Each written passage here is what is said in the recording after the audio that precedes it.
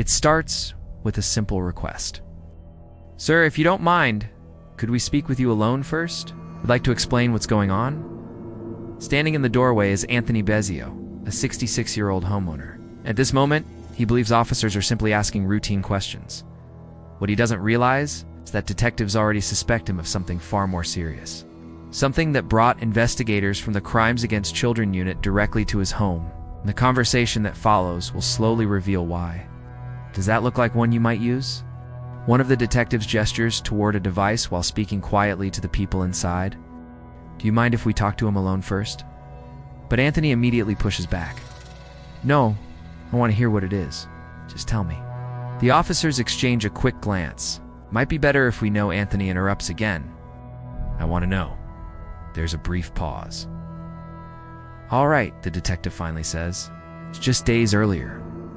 February 5th, 2025, investigators received a cyber tip involving the distribution of illegal material online.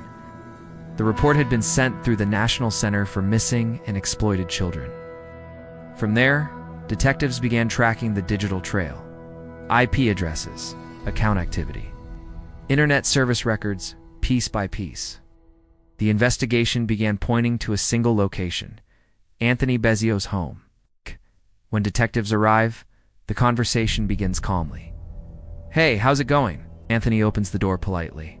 "Good. Sorry, how can I help you?" "My name is Corporal Carrie Hakes," one detective says, showing her badge. "And this is my partner, Corporal Grill."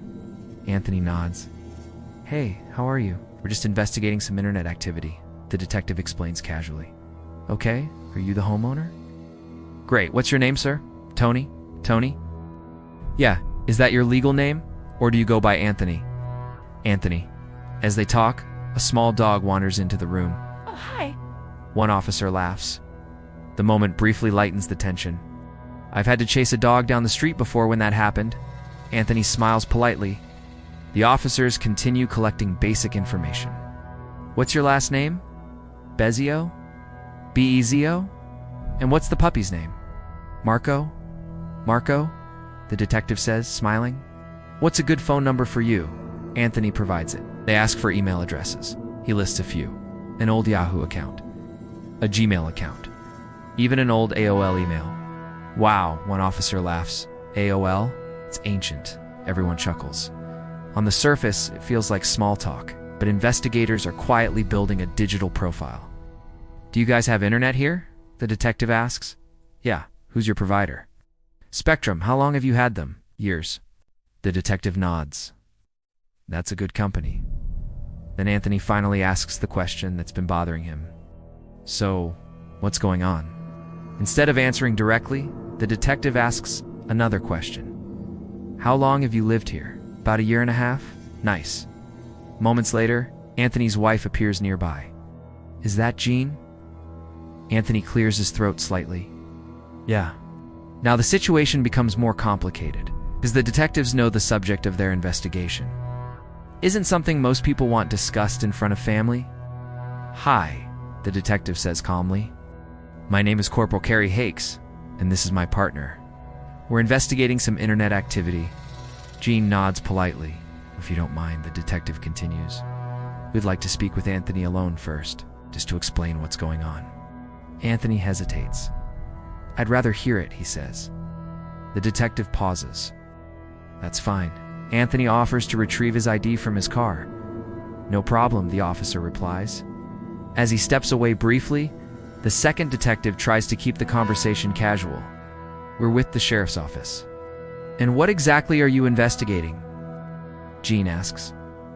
"Well," the officer says carefully, "there's been some suspicious internet activity. I don't know all the details. This is her case, but we've been visiting several houses today. Internet activity." Jean asks. "Yeah, inappropriate internet activity. Things that shouldn't be on the internet." Anthony returns. "I haven't been on anything illegal," he says quickly. One officer replies with a small, awkward laugh. "That we know of." The room grows quieter. Anthony's expression changes slightly. He's starting to understand where this conversation might be heading. The detective begins explaining how the investigation started. The National Center for Missing and Exploited Children receives reports from social media companies. They send those tips to law enforcement agencies like ours. And we were asked to come here and investigate one of those tips. Anthony listens closely. Do you have social media accounts? The detective asks. Yes. Which ones? Twitter. Well, X now. Facebook. And Truth Social. Instagram. Anthony says. My granddaughter is on there. The officers asked for usernames. Anthony hands over his phone. He scrolls through accounts, shows old profiles, even forgotten ones. It's funny, one officer jokes, "You make these accounts and then forget about them." Everyone laughs again. But the laughter doesn't last long, because the detectives are preparing to show him something. A report. A cyber tip. The document that started this entire investigation. One detective holds up the paper. This is how the tip came in. Anthony squints at it. You ever seen something like this before? No, he says. Can I get my glasses? Of course. He puts them on and studies the document carefully. The detective continues speaking. This report says the activity occurred on, and that's the moment the conversation is about to take a very serious turn. September 29th, 2023, the detective says, pointing to the report. Do you recognize this email address? Anthony studies the paper for a moment. Not off the top of my head. Does it look like something you might have used? It might. What is it? The detective asks. Angie.wambala@outlook.com. Anthony shrugs slightly. But honestly, I don't remember. The detective nods. Have you ever used Outlook before? Anthony shakes his head. No. The officer continues explaining. As you can see, these reports include login data, registration details, and IP addresses. She taps the document again. On this account, do you recognize anything listed here? Anthony pauses longer this time. Yeah, I do. The detective looks up at him. Is this something you're comfortable talking about in front of your wife? Anthony immediately shakes his head. No. That answer instantly raises tension in the room. His wife turns toward him. You better tell me, honey, she says firmly, because I'll find out. What is it? Anthony avoids eye contact. Meanwhile, the detectives try once more to separate the conversation. Would you mind if we speak with him alone for a moment? But his wife refuses. No, I want to hear it. Just tell me, she insists. Anthony hesitates again. It might be easier if no, she interrupts. I want to know. The detective gently suggests another option. It might be easier for him to explain when we're not present. But his wife is already demanding answers. What is it? What's the complaint? The detective finally turns back to Anthony. So, do you want to tell me about that account and what was on it? Anthony sighs. Well, I don't have it anymore, you don't? No. When was the last time you used it? Probably around that time, so over a year ago. The detective nods and asks another question. What did you use the account for? Anthony answers quietly. Just entertainment. The detective pauses. Then she pulls out a few printed photos. I'm going to show you something, she says. These are still images taken from videos, from a copy machine, so they may be a little blurry. She slides the first photo across. Do you recognize this? Anthony looks at it briefly. Yes, another photo appears. You recognize this one? Yes. Then the detective places a third image down. This one has been sanitized, she explains. Do you recognize it? Anthony hesitates this time. Yes. Well, actually, I'm not sure. The detective studies his reaction. What is she supposed to be under? She asks. Anthony shrugs again. Honestly, I don't know. Then he adds something important. If she is, it was probably something I shared from something else I saw. It wasn't something I created. The detective leans forward slightly. Tell me what you mean by that. Anthony tries to explain. Well, it was a year and a half ago. I don't request anything like that. The detective presses further. If I saw it on X at the time, maybe I did something with it. What do you mean by that? She asks. I might have posted it. So you may have posted that image online. I might have, Anthony says. I just don't remember. The detectives exchange a brief glance. Now that the subject has been revealed, they try again to move the conversation privately. Ma'am, one detective says gently to his wife, now that you understand the situation, would you mind if we spoke with him a little more in private?